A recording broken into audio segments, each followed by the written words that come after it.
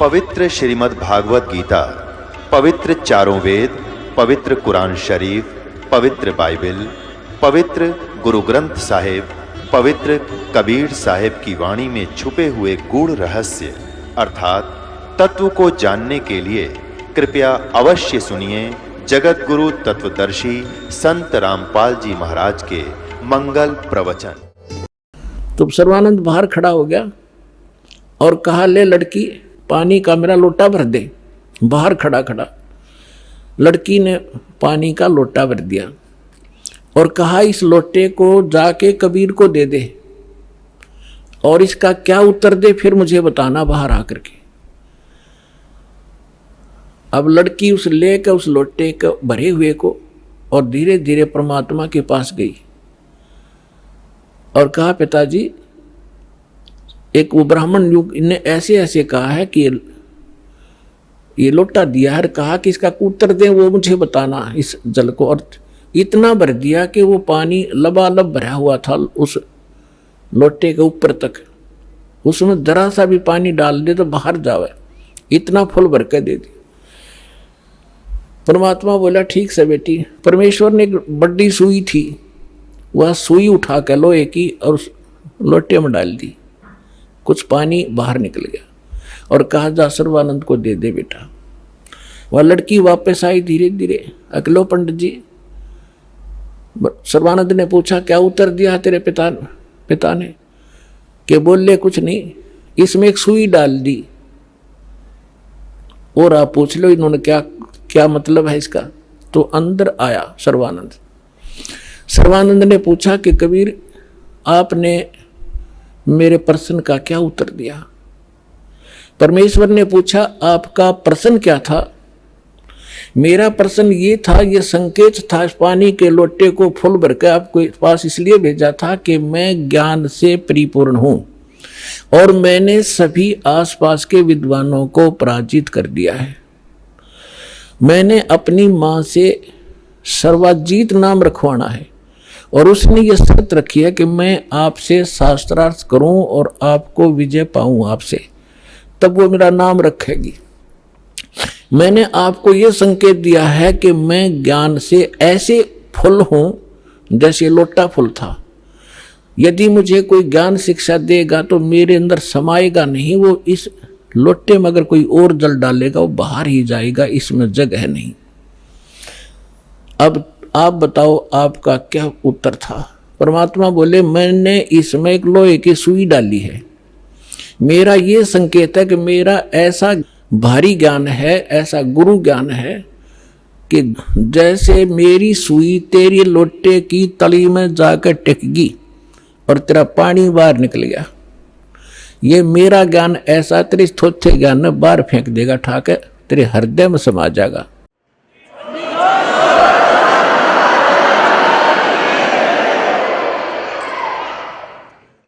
और ज्ञान सब ज्ञानड़ी, कबीर ज्ञान सो ज्ञान, जैसे गोला तोब का वाई करता चले मैदान। अब सर्वानंद ने कहा कि ठीक है, आप करो शास्त्रार्थ। उसी समय वहां आसपास के जुलाहे और उनकी गोष्ठी सुनने के लिए आकर बैठ के, वो बेचारे भोले भाले अनएजुकेटेड सामने बैठ के। तो सर्वानंद ने कहा कि कबीर बोल, क्या प्रश्न करेगा? परमेश्वर ने कहा कि कौन ब्रह्मा का पिता है, कौन विष्णु की माँ, शंकर का दादा कौन है, पंडित जी दियो बता। ब्रह्मा विष्णु महेश के माता पिता कौन है, इनका दादा कौन है? अब सर्वानंद की बुद्धि तो वहीं टिकी हुई थी, ये सर्वेश्वर है, महेश्वर है, इनके कोई माता पिता नहीं है। आप ऐसे ही कह रहे हो, इनके कोई माता पिता नहीं। अब परमेश्वर ने कहा कि आप देवी भागवत 3रा स्कंद निकालो और उसमें ये स्वयं स्वीकार करते हैं। देखिएगा, श्री देवी भागवत यानी देवी पुराण, सचित्र मोटा टाइप, गीता प्रेस गोरखपुर से प्रकाशित है।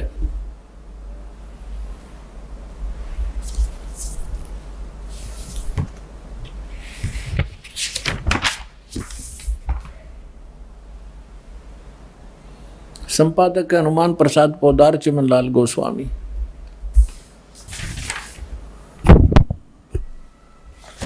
और ये गीता प्रेस गोरखपुर से प्रकाशित है। इसके 123 पृष्ठ पर देखिएगा।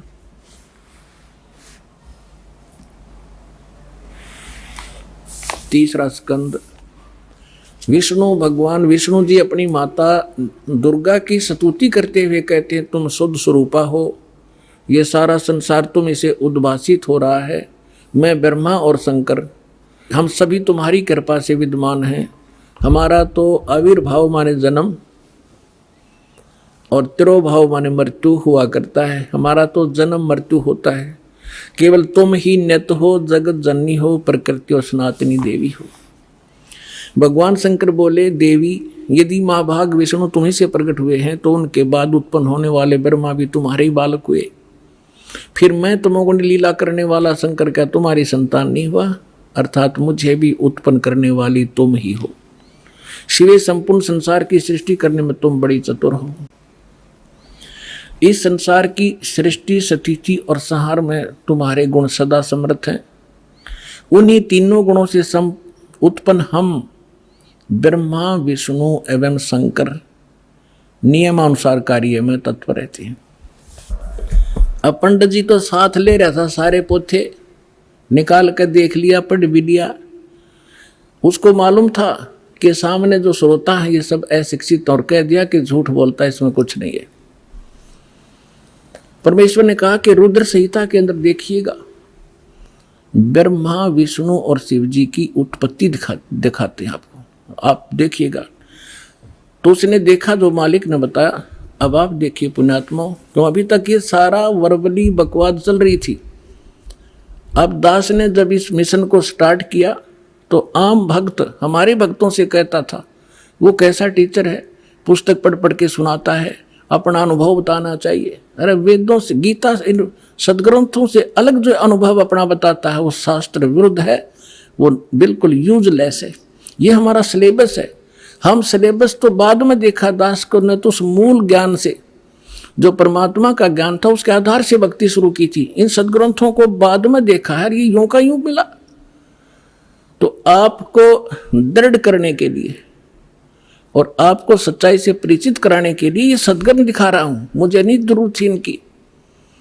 जैसे एक अंधा था, अंधेरे में लालटेन लिए जा रहा था, आगे से बच्चे आ रहे थे उछल कूद करते हुए। उसने कहा, बच्चों देखना देखना बच्चों, मैं अंधा हूं, बेटा ध्यान से चलना, मैं अंधा हूं, देखना, मुझसे ना टकराना।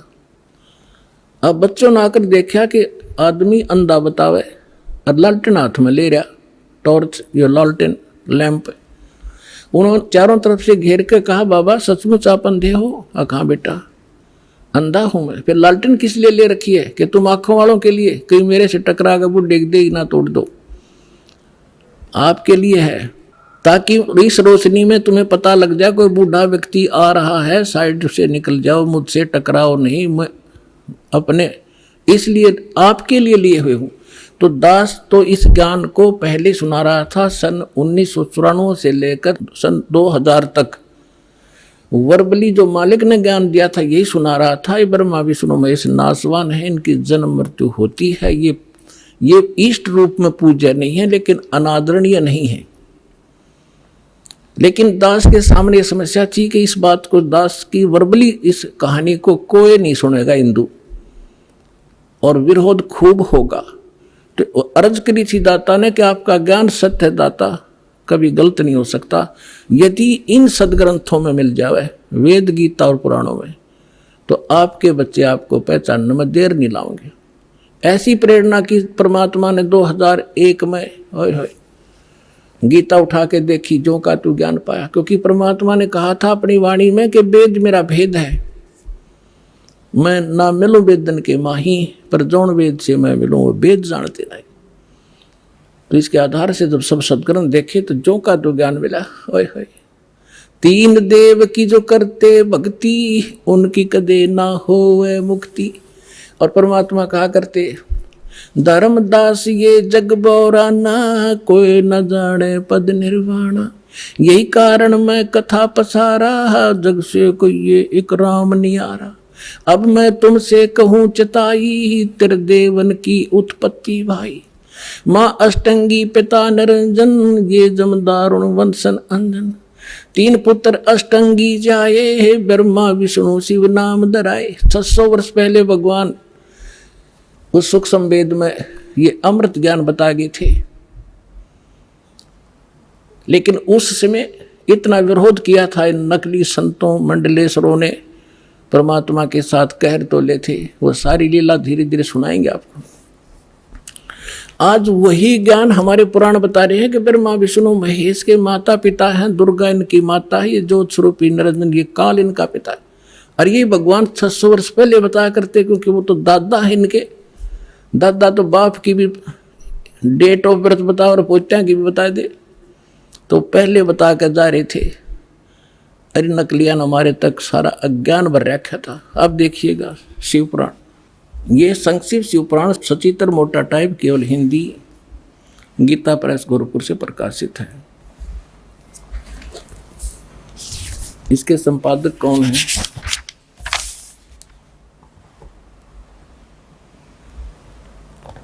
हनुमान प्रसाद पोदार, और ये गीता प्रेस गोरखपुर से प्रकाशित है।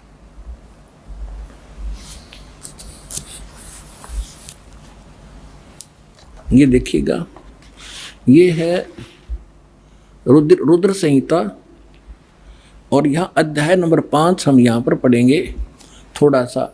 अपने पुत्र नारद की यह बात सुनकर लोक पितामह ब्रह्मा वहाँ इस प्रकार बोले। हमने 98 से प्रारंभ किया है, 98 से 98 से। अब हम 99 पर पढ़ देंगे, 99 पर।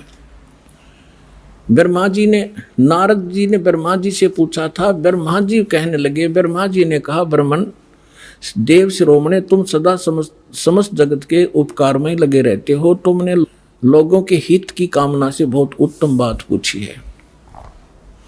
जिस समय समस्त चराचर जगत नष्ट हो गया था, सर्वत्र केवल अंधकार ही अंधकार था। न सूर्य दिखाई देता था, न चंद्रमा, अन्य ग्रहों का भी और नक्षत्रों का भी पता नहीं था।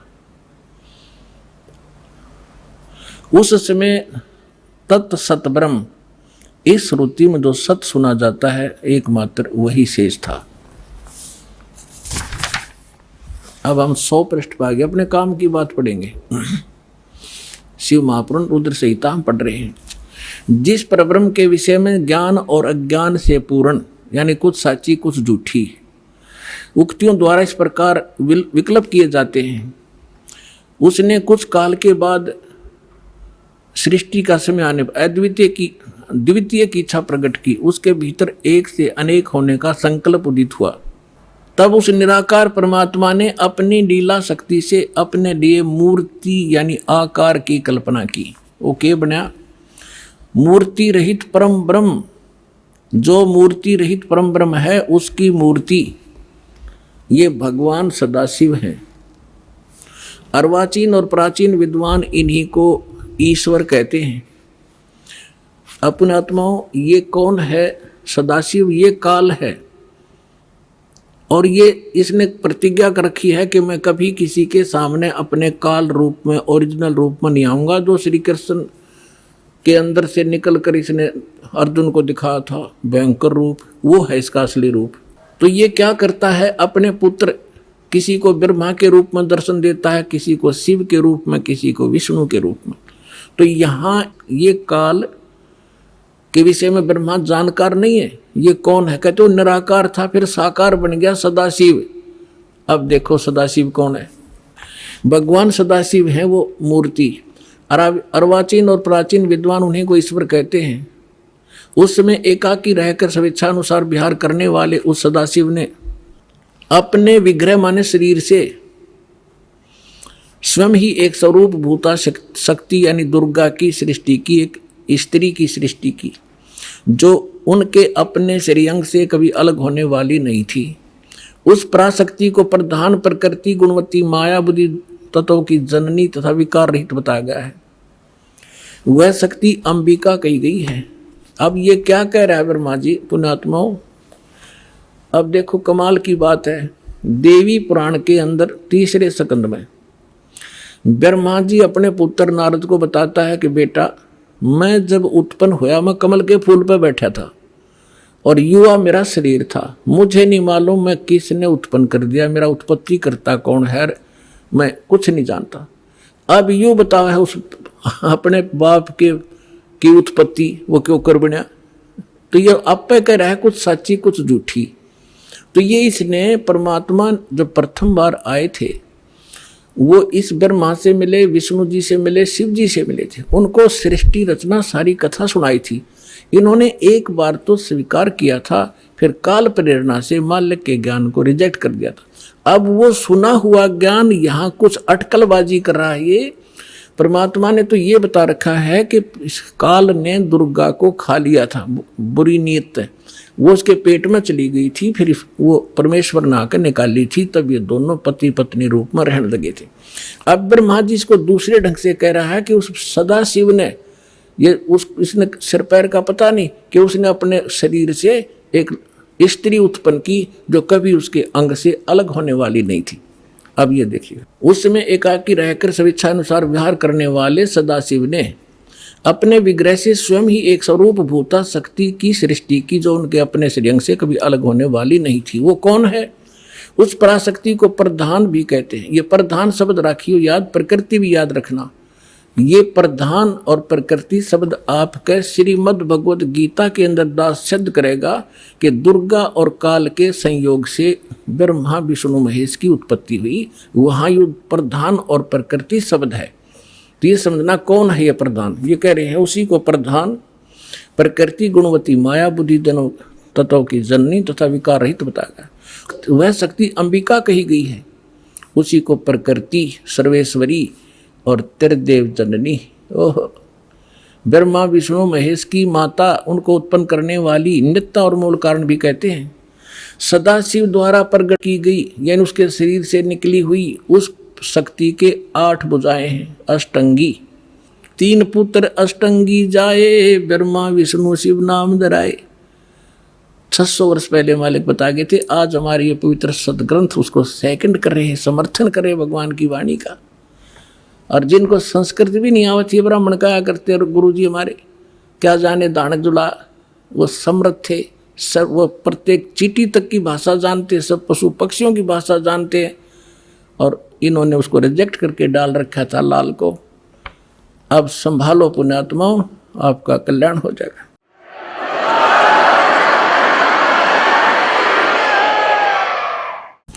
नाना प्रकार के आभूषण उसके श्री अंगों की शोभा बढ़ाते हैं। वह देवी नाना प्रकार की गतियों से संपन्न है और अनेक प्रकार के अस्त्र शस्त्र धारण करती है। एकाकिनी होकर वह माया संयोग वसात अनेक हो जाती है। वे जो सदाशिव हैं उन्हें परम पुरुष ईश्वर शिव शंभु और महेश्वर कहते हैं।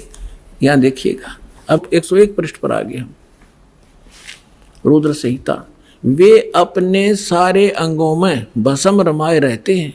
उन काल रूपी ब्रह्म ने, इसको काल कहो, ब्रह्म कहो, सदाशिव कहो, उन काल रूपी ब्रह्म ने एक ही समय शक्ति के नाथ नहीं शक्ति के साथ शिवलोक नामक क्षेत्र का निर्माण किया था। उस उत्तम क्षेत्र को काशी कहते हैं। वह परम निर्वाण व मोक्ष स्थान है जो सबके ऊपर विराजमान है। वे प्रिय और प्रियतम, वो पति पत्नी रूप में शक्ति और शिव, दुर्गा और काल जो परमानंद स्वरूप है, उस मनोरम क्षेत्र में नित्य निवास करते हैं। शिव और शिवा ने, काल और दुर्गा ने प्रलय काल में भी उस क्षेत्र को अपने सानिध्य से मुक्त नहीं किया। अब यहाँ देखना, देवर से एक समय उस आनंद वन में रमण करते हुए शिवा और शिव के मन में, दुर्गा और काल के मन में, ब्रह्म के मन में यह इच्छा हुई कि किसी दूसरे पुरुष की सृष्टि करनी चाहिए, यानी कोई संतान उत्पन्न करनी चाहिए, ऐसा विचार करके देखिएगा। जिस पर यह सृष्टि संचालन का महान भार रखकर हम दोनों केवल काशी में रहकर इच्छा अनुसार विचरें और निर्वाण धारण करें। इन्होंने ये सोचा कि वे एक पुत्र उत्पन्न करें और उसके हवाले सारा इंचार्ज कर जो चार्ज दे दे, हम फिर आराम तरह करेंगे। देख, ऐसा निश्चय करके शक्ति सहित सर्वव्यापी परमेश्वर शिव ने अपने वाम भाग के 10वें अंग पर अमृत मल दिया। ये तटपट करनी थी, यानी उन पति पत्नी व्यवहार किया। फिर तो वहां से एक पुरुष प्रकट हुआ, एक लड़का उत्पन्न हुआ। ये देखिएगा 102 पृष्ठ पे, रुद्र संहिता हम पढ़ रहे हैं।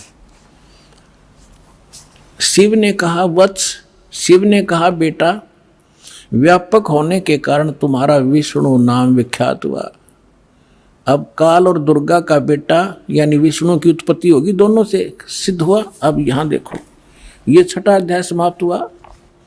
अब यहां देखिएगा 7वां शुरू हुआ। ब्रह्मा जी कहते हैं देव से तत्पश्चात कल्याणकारी परमेश्वर शाम सदाशिव ने पूर्ववत प्रयत्न करके जैसे विष्णु उत्पन्न किया था, दोनों ने पति पत्नी व्यवहार करके मुझे अपने दाहिने अंग से उत्पन्न किया। मुने उस महेश्वर ने मुझे तुरंत ही अपनी माया से मोहित करके नारायण देव की नाभि कमल में डाल दिया, फिर लीला पूर्वक मुझे वहां से प्रकट किया। इस प्रकार इस कमल के से उत्पन्न के पुत्र के रूप में मुझे हिरण्यगर्भ का जन्म हुआ। अब ये शिव पुराण का अनुवाद करता विचलित हो गया कि यहाँ तक, क्योंकि शिव का पुजारी होगा यू, इसने यहाँ तो कर दिया कि विष्णु और ब्रह्मा की उत्पत्ति तो बता दी क्लियर कि सदाशिव काल रूपी ब्रह्म और दुर्गा, इनसे दोनों की उत्पत्ति होगी। अब यहाँ विचलित हो गया यो, ले कहते हैं चोर चुरावे तुमड़ी और गड्ढे पानी में, वो गड्ढे हुआ उपरावन सच्चाई छानी नहीं। अब इन तीनों के पिता हैं ये और सिद्ध करते हैं। इसके 24 पृष्ठ पे आपको दिखाते हैं। ये विद्वेश्वर संहिता है। एक समय क्या होता है, एक समय ब्रह्मा और विष्णु जी का इस बात पर झगड़ा हो गया, युद्ध हो गया। ब्रह्मा जी कहने लगे मैं तेरा बाप विष्णु जी को, विष्णु जी कहने लगे मैं तेरा बाप, तो मेरी नाभि कमल से उत्पन्न हुआ। इन दोनों का झगड़ा हो गया। ये लंबी कहानी फिर बताएंगे। तो इनके पिता ने सोचा ये लड़का मरेंगे, उसने इनके बीच में एक लिंग खड़ा कर दिया, एक तेजो में पिलर, नीचे से बहुत लंबा चौड़ा। ये दोनों युद्ध करना बंद करके उसके और छोर खोजने लगे। तब ये पहुंच गया अपने पुत्र शिव का रूप धारण करके, और फिर इनसे कहने लगा कि तुम ज्ञान देने लगा, समझाने लगा। तो इन्होंने फिर जो प्रश्न उत्तर किए वो सुनाते हैं, देखिएगा, इससे पता चलेगा ये कौन है। ये है विद्वेश्वर संहिता, संक्षिप्त शिव पुराण, और पृष्ठ नंबर 24 पे ये है ब्रह्मा जी और ये है विष्णु जी, ये बीच में इनका एक स्तंभ है। अब हम यहाँ आ जाते हैं 25 पृष्ठ पे। ब्रह्मा और विष्णु ने पूछा प्रभो, ब्रह्मा विष्णु फिर उसे वार्ता करने लगे काल से, सृष्टि आदि 5 कर्तों के लक्षण क्या है ये हम दोनों को बताइए। भगवान शिव बोले, ये काल बोला, काल रूपी ब्रह्म बोला, मेरे कर्तव्यों को समझना अत्यंत गहन है, तथापि मैं कृपा पूर्वक तुम्हें उनके विषय में बता रहा हूं। आगे देखो, हम अपने मतलब की पढ़ लेंगे। ये 26 नंबर पे आ गया।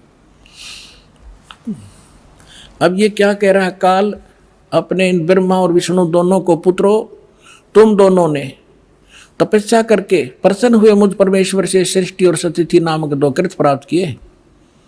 ये दोनों तुम्हें बहुत प्रिय हैं।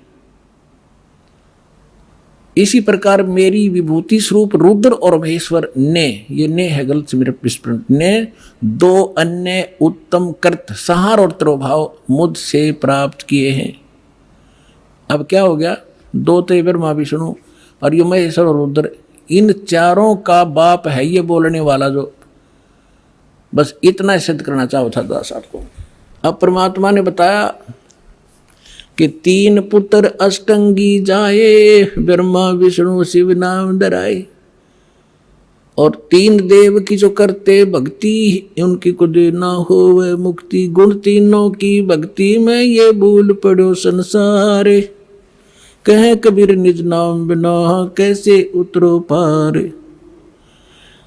अब सर्वानंद कहने लगे कि झूठ बोलता है, ऐसा कुछ नहीं लिखा है, क्योंकि ये नकली विद्वान इसी बात का लाभ उठाकर हमारा नाश करने में सफल हुए कि वो संस्कृत भाषा जानते थे और पूरा समाज अशिक्षित था, इनका यूं दाव लग रहा था। अब उसने क्या किया कि जो मतलब की बात थी वह छोड़ दी और उसने जो कंठस्थ याद कर रखे थे श्लोक गीता के, वेदों के, वो संस्कृत बोलने लग गया। काफी देर तक रुका नहीं, डाटा को आध पौन घंटे तक संस्कृत बोलता रहा। और वो सामने वाले जितने जुलाहे बैठे थे बेचारे भोले भाले माई बहन बेटी भगत, वह ये भी नहीं समझ पा रहे जो पंडित जी बोल के रहा है। उन्होंने फिर ताड़ी पीट दी, वाह पंडित जी, वाह सर्वानंद, वाह पंडित जी, कमाल कर दिया।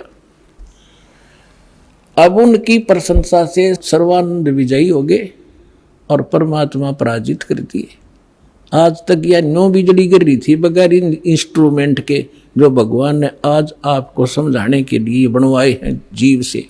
ना जीव बना दिए इंस्ट्रूमेंट, ये पहले यही था। ये मनुष्य 4 युग का इतिहास तो आपके पास है, द्वापर ताई। अभी 50 वर्ष से पहले तो हमने देखे बैलगाड़ी खचड़ खचड़ने घसीटे अंडा करते, काट के पहिए, काठ की गाड़ी। और उससे पहले एक रेडू में 6 खच्चर जोड़ कर रथ बना के घसीटे फिराया करते थे। कहाँ गई थी मनुष्य की विधि? ये परमात्मा ने दया बख्शी आपके लिए। और अभी 10 वर्ष से हो रहा है, 12 वर्ष से हो रहा है, ये सब विकास कराया दाता ने, ताकि अपने बच्चों को वर्ड टू वर्ड समझा दूँ, ताकि ये पहचान ले मेरे को। और 1 मिनट में जा छोड़ दो इनको सतलोक में, पीछा छुटे यहाँ से।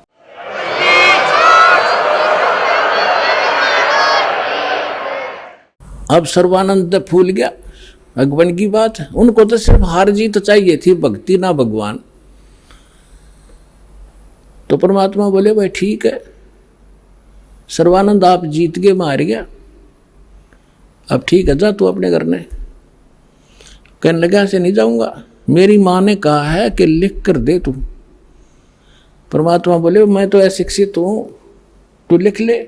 आप लिख लो, मैं अंगूठा ला दूंगा। हाँ ठीक है। उसने लिख लिया। शास्त्रार्थ में सर्वानंद विजयी हुए और कबीर जी पराजित हुए। परमात्मा का अंगूठा लगवा लिया और लेकर कागज ने चल पड़ा। अब वहां जाकर उसको माँ बोली रे भाई आ गया? कहाँ आ गया माँ? हो गया तुम्हारा शास्त्रार्थ? हक हो गया। 2 मिनट में हार गया। उसने जाते हार मान ली माँ मेरे से। तो उसकी माता जी ने कहा कि बेटा मैंने जो प्रार्थना की थी आपसे, कुछ लिखवा के लाया तू? हाँ, मैं कच्चा काम थोड़ा ही करता हूँ, ये देख। माँ बोली बेटा पढ़ के सुना। अब उसने पढ़ा, शास्त्रार्थ में सर्वानंद हार गया, कबीर साहब विजयी हो गए। उसकी माँ बोली रे तू तो हार का रहा मूर्ख, अब पढ़ने लग रहा।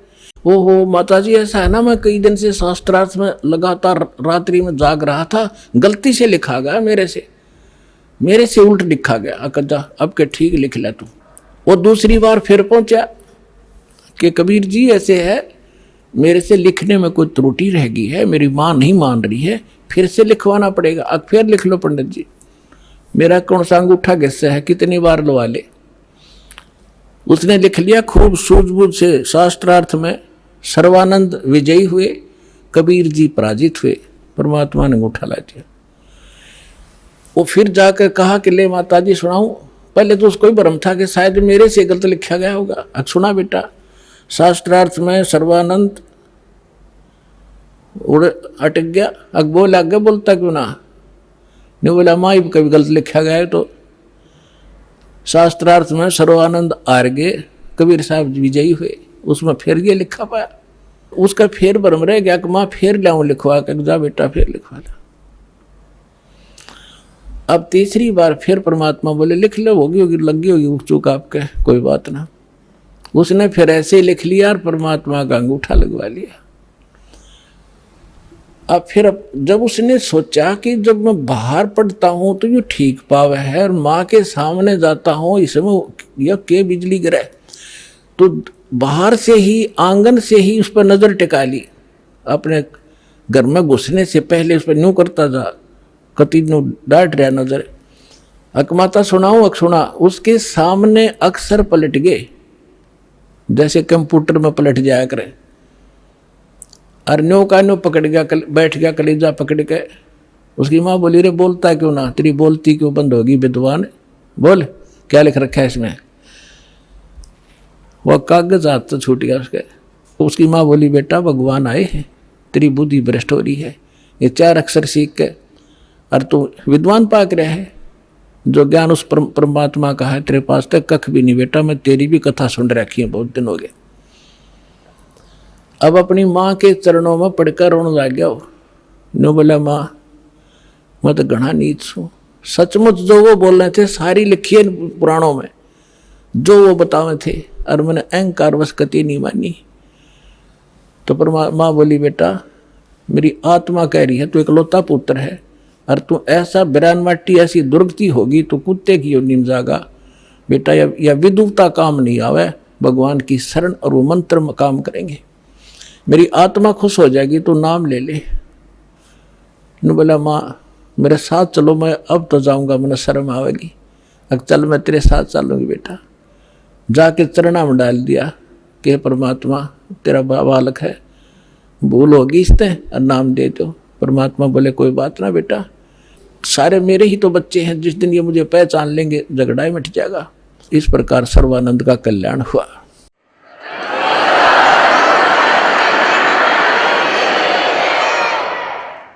तो पुण्यात्माओं, अब क्या समस्या आई। अब सर्वानंद विद्वान सब जाने बड़ा महापुरुष और सब वेदों का ज्ञाता, सब हरा रखे उसने। अब वो समझावे औरों को कि भाई वास्तविकता ये नहीं है, ये है जो परमात्मा ने ज्ञान सुनाया था। अब सर्वानंद की कोई नहीं माने, क्यों काल ने तुम्हें जाल फैला रखा और उसको जात तय घेर दिया ब्राह्मणा ने, पंडित होकर दानक का चेला हो गया। ज्ञान तो स्वीकार करना दूर रहा, उसका इतना विरोध कर दिया, लेकिन वो भगवान को पहचान चुका था। उसने समझ में आ गई थी जात तय कहते कुछ भी डाल दो, मेरा तो दाव लग गया। तो दोनों माँ बेटा ने भक्ति करी और अपना कल्याण करवाया। तो पुण्यात्माओं, आपका सौभाग्य है कि आज ऐसे ही परमात्मा आपके पीछे पड़ा हुआ है। आपके पास कोई भगत मिला होगा, कोई पुस्तक लेकर गया होगा, किसी ने सीडी दी होगी। वो प्रेरणा अपने बच्चों के माध्यम से कहते करे कराव साइया मन में लहर उठा, और दादो सिर जब दर जीव के आप बगल हो जा। परमात्मा कहते हैं गोता मारो स्वर्ग में और जा बैठो पाताल, गरीबदास ढूंढता फिर वो अपने हीरे मोती लाल। मैं रोत हूं सृष्टि को, सृष्टि रोए मोहे, और कह कबीर इस योग को कोई समझ नहीं सकता कोई। मैं तुम्हें रो रहा हूं कि तुम मेरे बच्चे हो, तुम काल का फंस गए हो, तुम्हारी यहाँ कितनी दुर्गति हो रही है, कोई मनुष्य जीवन में सुखी नहीं, अगले जन्म में क्या हालत होगी, कुत्ते और गधे की योनियों में आप जाओगे। और आप मुझे खोज रहे हो, हे भगवान, हे सर्व सुखदाई, हे संकट मोचन। और मैं कहता हूं मैं भगवान हूं, तुम नखरे करते हो, तू भगवान कैसे होगा, धानक है, दुल्हा है, राम और कृष्ण भगवान, और किसी को राहत नहीं मिल रही। तो परमात्मा कहते मैं रोवत हूं सृष्टि को, क्योंकि तुम मेरे बच्चे हो, यहाँ फंस गए गलत जगह पर। मैं रोवत हूं सृष्टि को, सृष्टि रोए मोहे, और कह कबीर इस योग को समझ नहीं सकता कोई। जिसमें धर्मदास जी को परमात्मा मिले और फिर उनको सतलोक लेकर गए, फिर उनको छोड़ा, वापस अपने यथास्थान को दिखाकर अपनी वास्तविकता से परिचित करा के जब परमेश्वर ने धर्मदास जी को नीचे छोड़ा, तो फिर वो समझ गए, क्योंकि सारी लीला मालिक ने की हुई थी।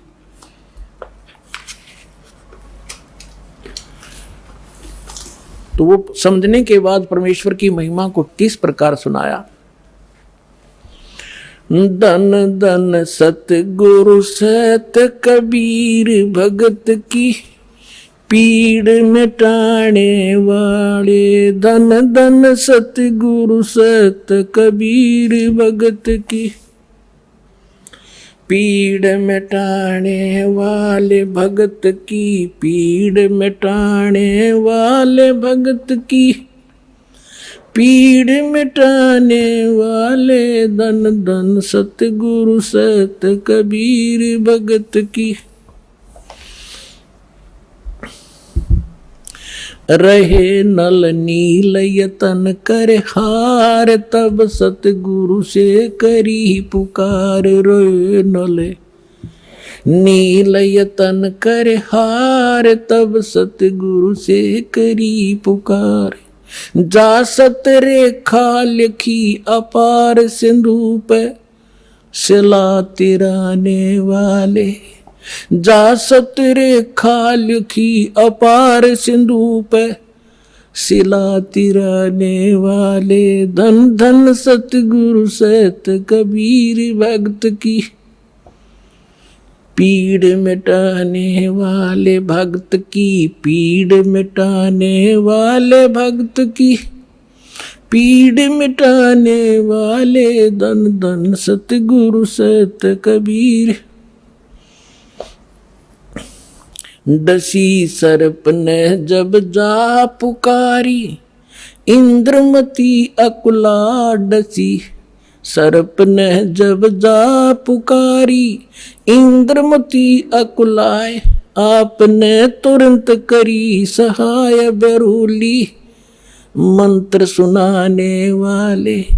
आपने तुरंत करी सहाय बेरूली मंत्र सुनाने वाले। धन धन सतगुरु सत कबीर भगत की पीड़ मिटाने वाले भगत की पीड़ मिटाने वाले भगत की पीड़ मिटाने वाले। धन धन सतगुरु सत कबीर भगत की पीड़ मिटाने वाले।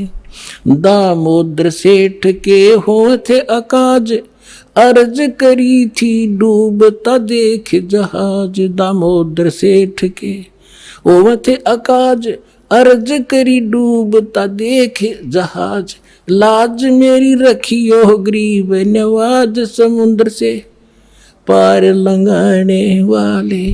लाज मेरी रखियो गरीब नवाज समुद्र से पार लंघाने वाले। धन धन सतगुरु सत कबीर भगत की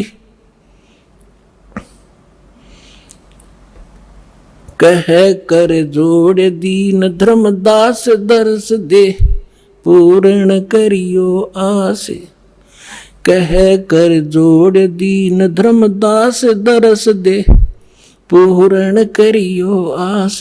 मेटियो जन्म मरण की तरास सत्य पद प्राप्त कराने वाले।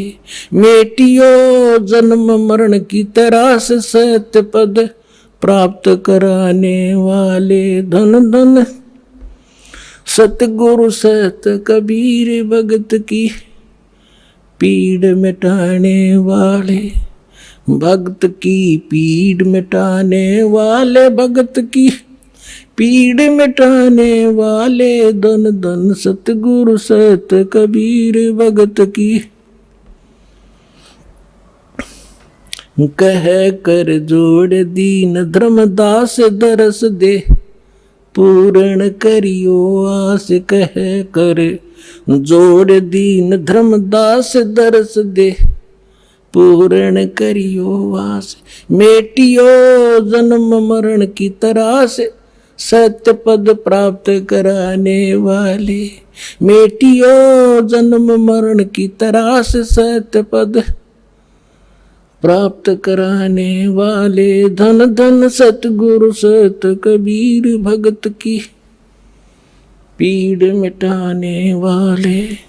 एक समय बनारस के अंदर, काशी के अंदर एक दामोदर नाम के बहुत बड़े व्यापारी रहा करते थे, बिजनेसमैन।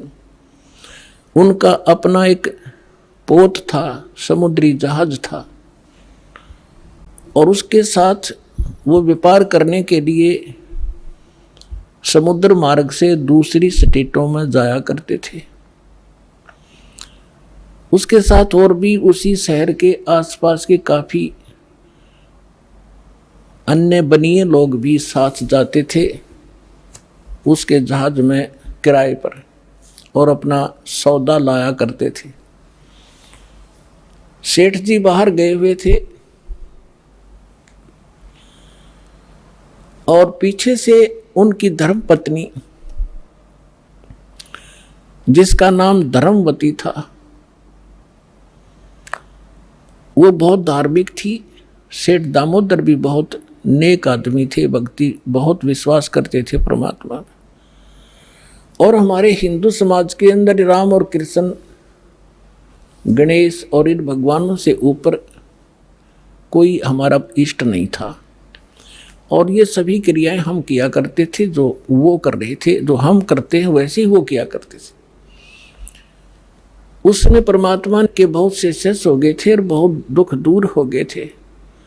एक दिन ऐसे ही उस सेठ की पत्नी धर्मवती के पास एक बहन गई उसके पास कि बहन हमारे घर पर सत्संग है, आप आ जाओ। तो उसने सोचा चल, वो बहन ज़्यादा उसके निकट थी और पहले कई बार चर्चा कर रखी थी उसने परमात्मा की। तो धर्मवती ये कहा करती, कभी आसपास आपके गुरुजी आवे तो उसमें बताना, मैं दीक्षा अगर ज्ञान समझ में आ गया तो मैं दीक्षा लूँगी, वैसे नहीं लूँगी। तो उस बहन ने अपना सत्संग करवा लिया और उसको अपनी सहेली को आमंत्रित किया। अपने आत्माओं परमात्मा का ज्ञान, ओए होए, और ज्ञान सब ज्ञानड़ी, कबीर ज्ञान सो ज्ञान, जैसे गोला तोब को करता चले मैदान। परमात्मा ने सृष्टि रचना सुनाई। परमात्मा जहाँ भी नया सत्संग करते थे सबसे पहले सृष्टि रचना सुनाया करते थे, और फिर मालिक की वाणी में उनके शब्द में ज्यादा कसक थी, आत्मा तुरंत खिंच जाती थी। सारा ज्ञान सुना। धार्मिक देखो पुण्यात्मा होती है ना, वो घनी अटपट नहीं कराया करते, सारा प्रमाण सामने, और फिर अग्रम अग्रम। तो धर्मवती उस बहन का एकदम सिर गया शरीर। जब सत्संग परमात्मा ने कर लिया 2 घंटे और बैठ गए, 10-20 भगत थे, अपनी अपनी कहने लगे। तब उसने परमात्मा ने कहा बेटा दीक्षा लेगी। वो कहने लगी महाराज मेरी आत्मा तो मानना है, मैं दीक्षा लूँ आपकी, मुझे ज्ञान पूर्ण रूप से समझ में आ गया। कुछ तो उस बहन ने कई बार सुना रखा था, और फिर परमात्मा ने फिर उसको सही सुचारू कर दिया। पर भगवान तो एक समस्या है मेरे सामने। तो परमेश्वर कबीर जी ने कहा बोल बेटा क्या शंका है वो बता मुझे, कि यूँ क्या करें, यूँ सुना है मैंने कि जोड़े में नाम लेना चाहिए। मेरा पति गया हुआ प्रदेश में धन कमाने के लिए, और वो आ लेगा तब नाम लूँगी, लेकिन मैं अब मुझे ऐसा लग रहा है कि मैं इस घर से बाहर कदम रखूँगी आपकी झोंपड़ी इस स्थान तक, कि मेरी मृत्यु ना हो जाए। आज मुझे आपके सत्संग से एक एक पल भारी हो गया कि ये जीवन नाश हो रहा है मेरा, तो मैं नाम कैसे लूँ। परमात्मा बोले बेटा ये भ्रम जो इन मूर्खों का पैदा किया हुआ है, तुम एक दिन जन्मे नहीं, एक दिन मृत्यु नहीं होगी। आपके पति आपसे बड़े हैं, वो पहले जन्म हुआ, आपका बाद में हुआ। फिर उसने कहा जी मैंने उनसे पूछा नहीं है, और आज तक मैंने कोई भी काम उनसे बगैर पूछे किया नहीं है, और कहीं वो मुझसे नाराज ना हो जाए, मैं पाप की भागड़ ना बन जाऊं। परमात्मा ने कहा बेटा आत्म कल्याण के मार्ग में किसी से पूछने की आवश्यकता नहीं, और सभी कामों में सलाह ले सकते हो, सभी बातों में, इसमें एक पल भी देर नहीं करनी चाहिए, कोई पाप नहीं लगे। अब वो चाहे नो ठीक, गुरु जी के मुख से जो शब्द सुन लियो फाइनल सच्ची है, मैं महाराज फिर दीक्षा दे दो। अब उसने नाम ले लिया। अब रोज ये मंत्र आप देख रहे हो, ये मंत्र दिया करते दाता सबसे पहले, केवल बीच बीच के 5। अब हम हिंदू इनके ऊपर आरूढ़ थे ही, लेकिन वो मंत्र गलत जाप करे थे। ये मूल मंत्र है इनके, जैसे आपको बहुत बार बताया है कि जैसे एक भैंसा होता है या ये बैल होता है, खागड़ जिसने कहे, उसने वैसे कहे जाओ भैंसा भैंसा, कतई नहीं सुने। अरे एक बार न्यू कर दिया हुर्र, वो न्यू देखेगा और भाग उसकी तरफ दौड़ना हो जाएगा। तो उसका अट्रैक्शन है, विवश है उसके उस शब्द से, वो खिंच जाता है। तो ये वो मंत्र है। और परम संत से लिए बिना ये मंत्र सूखे जाप करने तो लाभ नहीं हो। एक नियम है, उस नियम के अनुसार ही आपने चलना पड़ेगा। तो ये मंत्र दिए उसने, मतलब गदगद होगी, अक्सर भगवान ही न था। यही तो हम देवता पूजा करते थे। परमात्मा ने कहा बेटी अब पूजा नहीं है, ये यहाँ के संरक्षक हैं और मूल पूजा तो सतगुरु की है। अब परमात्मा ने उस समय ये तत् और सत और सार, ये सार नाम ये छुपा कर रखना था। ये प्रथम मंत्र इसलिए दिया था कि इनके संसारिक काम सुलझे रहेंगे, इनको सुख होता रहेगा, इनकी भगवान में आस्था बनी रहेगी और इस मंत्र से इनका जन्म मनुष्य का होता रहेगा। इन आपको यहाँ तक लाना था, इस बिचली पीढ़ी तक। धर्मदास मेरी लाख दुहाई, ये मूल ज्ञान और मूल मंत्र की दबार ना जाए। मूल ज्ञान बाहर जो पढ़ी, बिचली पीढ़ी हंस नितरी। मूल ज्ञान तब तक छुपाई जब तक द्वादश पंथ ना मिट जाए। जब तक ये कलयुग 5505 वाला समय नहीं आना था, तब तक इसको गुप्त रखना था। सभी महापुरुषों से परमात्मा ने प्रतिज्ञा दिला दी थी। तो इस मंत्र को पागवा तो गदगद होगी, खूब डट कर भजन करे, आत्मा बिल्कुल खुश होगी। जो भूत प्रेत की बाधाएं थी थोड़ी बहुत सबके घर में बढ़ रहेंगे, वो भाग भूगे, उड़गी सी काया होगी। अब क्या हुआ, सेठ जी आए 1 महीने के बाद में। अब वो बुद्धिमान बहुत थी, उसने सोचा कि मेरे पति को यदि कोई थर्ड पर्सन न्यू बतावेगा कि तेरी पत्नी सत्संग में जाती है और रात को जाती है, क्योंकि परमात्मा अधिकतर रात को सत्संग करते थे, क्योंकि दिन में तो किसी को फुर्सत नहीं छोड़ रखी काल ने धंधे में। तो उसने सोचा कि ये कहीं इसके मन में मेरे प्रति कोई दोष ना आ जा और हमारा घर नरक बन जावे। अब क्या हुआ, जिस दिन वो सेठ वापस आया उसी दिन सत्संग था भगवान का और किसी के आसपास ही। तो उसने सोचा कि अपने पति को मैं पहले बता दूं सारी कहानी, और ये ऐसा व्यक्ति है अगर मेरी बात को ये मान लेगा तो फिर ये किसी की नहीं सुनेगा। तो जब वो खाना खाने लगा, खाना खिलाते समय उसकी पत्नी ने कहा जी मेरे से गलती बन गई और मुझे अक्षमा करना, करोगे, माफ करना। तो वो कहने लगा कि मैं अपनी पत्नी पर विश्वास करता हूँ, मेरी पत्नी ऐसी गलती नहीं कर सकती जो अक्षम्य ना हो। फिर भी बता, अग जी सचमुच माफ़ कर दोगे, गुस्सा तो नहीं होगे? अगर ना तो बता। मैंने जी आपके पूछे बिना मैं ऐसे मेरी पड़ोसन नाम ले रखा है और उसके साथ में सत्संग में चली गई और परमात्मा की वाणी सुनी मैंने, मेरा दिल कर गया नाम लेने, और मैंने आपसे पूछे बिना दीक्षा ले ली। तो वो बोला बड़ी अच्छी बात, इसमें क्या पूछना था, यह कोई बुरा काम किया तूने, भगवान की भक्ति की, बहुत अच्छी बात है। उसका उल्गा सा हृदय हो गया, अके भगवान बड़ी दया करी दाता, ये तो बिल्कुल सरल देसी बन गया।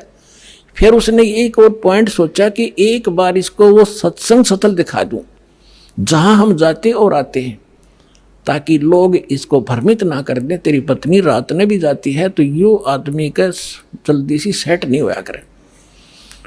और उस दिन सत्संग भी था। तो उसने कहा जी ऐसा है, गुरुजी का आज सत्संग है वहाँ पर, और मेरी साथ की सारी सहेली चली गई, मैं आपके भोजन पानी में लग गई और देर होगी और ना गई तो गुरुजी के दिन नाराज हो जा, आप मेरे साथ चल पड़ो। तो वो कहने लगा देखो मैं थका हुआ हूँ, दूर से आया हूँ, आप जाओ। और नो बोली आप मैं जाऊँ कैसे, रात का काम कोई साथ नहीं मेरे। तो कहने लगा मैं चल पड़ूंगा और जाते मुझे नींद आवेगी, बता मैं क्या सत्संग सुनूंगा। उसने पता था कि एक बार यूँ चल पड़ा और सत्संग सुन लिया तो आली नींद इसने।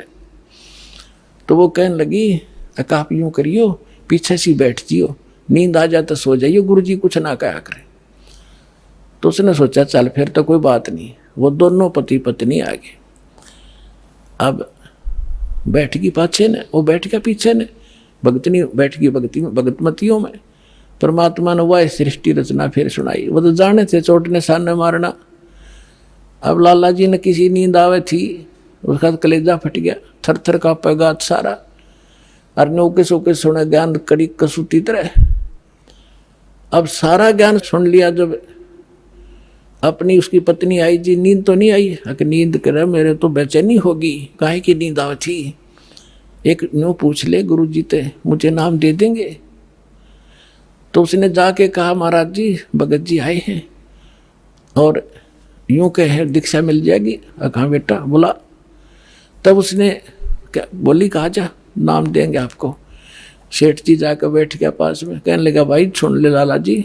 परमात्मा बोले देखो सेठ जी, आप हो इन देवताओं के गणे पुजारी, और परमात्मा का नाम लेने के बाद आन उपासना नहीं करनी होगी। वो कहते हैं 100 वर्ष सतगुरु की पूजा, एक दिन आन उपासी और वो अपराधी आत्मा फिर पड़े काल की फांसी। 100 वर्ष गुरु की अनुसार साधना कर ली, सतगुरु के अनुसार, एक दिन भी आन उपासना कर ली ना किसी देवी देवता की, पिछली सारा भट्ठा बैठ जाएगा तेरा। तो वो लाला जी बोला, सेठ दामोदर, कहने लगे महाराज जी मैं बाणिया हूँ और सौदा करना खूब जानता हूँ। मैंने सारा कुछ सुन लिया और सब कुछ देख लिया। आज मैंने सारे कथा सुन रखी खूब बड़ी बड़ी, जो ज्ञान आपने दिया इस पृथ्वी पर नहीं। और मैं जो वचन कराया करूँ दाता, और पक्का करता हूँ आप मेरे गुरु, मैं आपका चेला। फिर कहा कि भाई देख मैं दानक और तू लाला जी, कल न तेरी बरादरी वाले भी तुझे धिक्कारेंगे। न बोला जी मुझे नाम दो और आप साथ रहियो दास के, जो होगा सो देखी जाएगी, मुझे दीक्षा दो। और परमात्मा ने कहा कि और उपासना नहीं करोगे फिर किसी देवी देवता की, नहीं तो नुकसान हो जाएगा।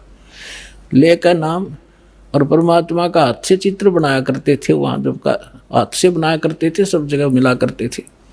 वो फोटो ले गया, जो विधि बताई थी विधान वो शुरू कर दिया आपने। फिर कुछ दिन के बाद वो कई दिन सत्संग सुने, फिर व्यापार में जाना था तो सभी वो दूसरे व्यापारी भी साथ थे।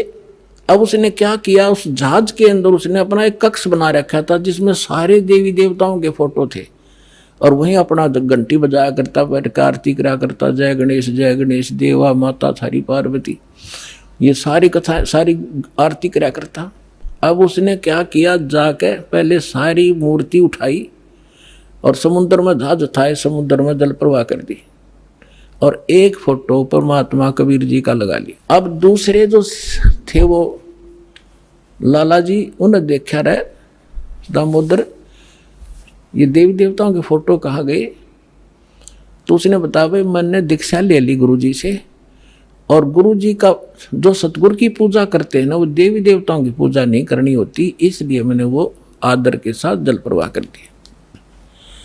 तो वो सारे कहने लगे रहे तू भट्ठा बैठावेगा, तेरा नाश हो जाएगा। क्या है ये कबीर, ये धानक एक दुल्हा, इसकी कड़ फंटी में आ गया तू, कहाँ बातों में आ गया, तेने देवता छोड़ दिए, रामकृष्ण जैसे बलवान भगवान छोड़ दिए, देखना तेरा क्या होगा। वो बोले भाई कुछ भी हो मेरे साथ, आप अपनी क्रिया करो, मैं आपको ना कहता, आप मेरे पीछे क्यों पड़ गए, मैं अपनी करूँगा, आप अपनी करो। अब उस दिन उसके बाद उसको कबीर कहने लगे कि यू आ गया कबीर, दामोदर कहना छोड़ दिया। ने बोला भाई कुछ भी कहो, थारी भी जी पवित्र हो, भगवान का नाम लेने थे।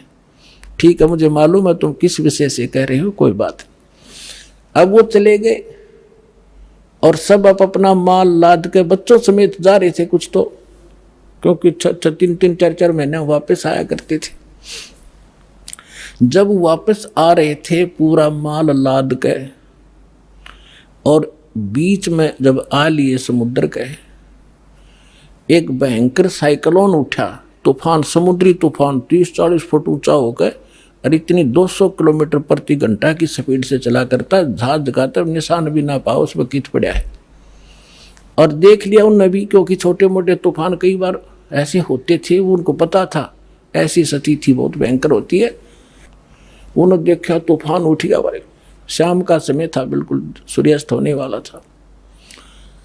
अब इतना भयंकर तूफान उठा, उन्होंने देखा कि वो तो भाई हो गया, काम बिगड़ गया।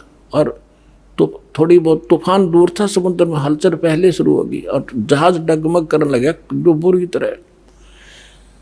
अब सारे अपने अपने देवता ने याद करें, कोई राम ने, कोई कृष्ण ने, जो भी जिसका इष्ट था। और दामोदर शांत बैठे। अब सब घबरा रहे थे, घिगी बंदगी, बच्चे मरे, सारी संपत्ति का नाश हुआ था। तो वो कहने लगे, दामोदर आप क्यों नहीं अर्ज करते अपने गुरुजी से कि मैं क्या करूँगा, मेरा गुरुजी तो गरीब सा व्यक्ति है, मेरे भगवान, और आपके इसे ताकतवर भगवान जी ने पहाड़ तक ठा लिए, आप बच्चों के उड़ा मैं बच जाऊँगा, आप कर लो अपनी अर्ज। जब उन्होंने देखा कोई जतन काम नहीं कर रहा, उनमें एक वृद्ध लाला जी था। नो क्या कर भाई, क्या कर सतगुरु का भगत तगड़ा हो से, आप एक वे अर्ज कर दो। ने बोला तुम बैठ जाओ, कदे बीच में फिर नो को महाराणे ने सुन ली थी, अग बैठा को नहीं जाता, तो कर लिया रजम बंद हो जाते। तब दामोदर ने कहा था, हे परमात्मा आपका ज्ञान समझ में आ गया और मैंने आपकी महिमाएं का घड़ी गा रखी है, और दाता मुझ नीच के, ठीक है आप तो समर्थ हो, सक्षम हो, कुछ भी कर सकते हो, अगर आज कोई उकचुक होगी मुझ नीच के कारण होगी, मेरे में कोई त्रुटि होगी, मैं आपकी मर्यादा ठीक नहीं कर पाऊंगा, हे परमात्मा आपकी बेइज्जती का कारण ये दास बनेगा।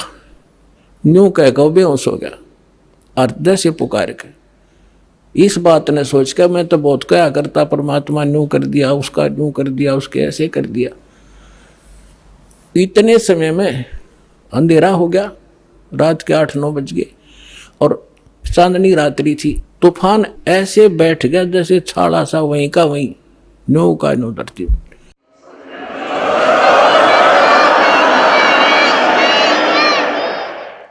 और समुद्र के जल में जरा सी भी हलचल नहीं। अब उस दामोदर को पानी के छींटे छाटे मार के मुंह पे होश में ले आए। तब उन्होंने कहा कि भाई दामोदर हमसे बड़ी घनी गलती हुई, हमने आपके गुरुदेव की बेइज्जती करी, हम कति नीच प्राणी हैं। और उन्होंने संकल्प कराया था कि यदि आज जान बच गई, हमारे भगवान तो फेल हो लिए, जब आज ये तूफान रुक गया, हमारी जान बच गई, दामोदर हम तेरे साथ चलाएंगे, नाम लेंगे उस परमात्मा का। तब दामोदर को कंधे पे बैठा लिया उन लालाओं ने। हर ने बोले बोलो दामोदर की जय। ने बोला नहीं, जय बोलो जिसने यो काम कराया है, बोलो कबीर परमेश्वर जी की जय हो।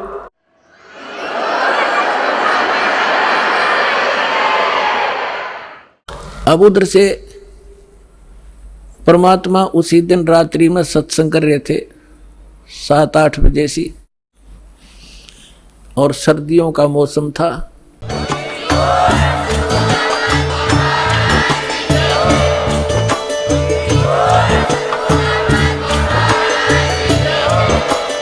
आप सुन रहे थे जगत गुरु तत्वदर्शी संत रामपाल जी महाराज जी के मंगल प्रवचन। अधिक जानकारी के लिए विजिट कीजिए हमारी वेबसाइट www.jagatgururampalji.org। संत रामपाल जी महाराज जी के शुभ आशीर्वाद से पूरे विश्व भर में 500 से भी ज्यादा नाम दीक्षा केंद्र हैं, जिन पर संत रामपाल जी महाराज जी द्वारा ऑनलाइन निशुल्क नाम दीक्षा दी जा रही है। अपने नजदीकी नाम दीक्षा केंद्र का पता करने के लिए संपर्क करें 8222880541।